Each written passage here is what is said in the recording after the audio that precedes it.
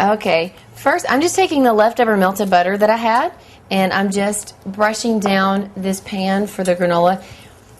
I'd just say better safe than sorry. I hate when food sticks to the bottom of a pan. I feel like I'm wasting food because it's on the pan and not in my stomach, and that just irritates me.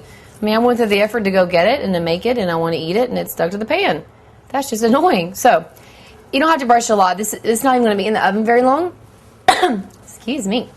But this is just so I can sleep better tonight and have a clear conscience. Okay, so just enough butter. And really, you just kind of throw stuff in the pan. I'm going to just throw my almonds in here. Again, as much or little of what you like. I love almonds.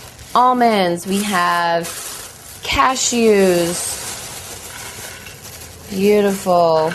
And you can use any size pan you like, actually. This is just the size that I had handy. And depending on the size of the pan, and the width and the length, and how many ingredients you're putting in here will determine how thick or thin your nut mixture granola situation is going to be. And next we have our pistachios, which actually I've got to shell these, so they take a little bit more effort, but that's okay. I'll just keep doing that. I'm going to continue to do that in a second. I will show you, I'm going to go ahead and put in these sesame seeds as well.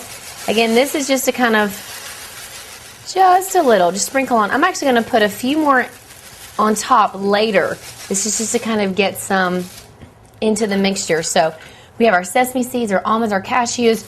I'm going to start working on these pistachios. You can see they're so easy. They're already cracked open for you, and they're really simple just to pop right out.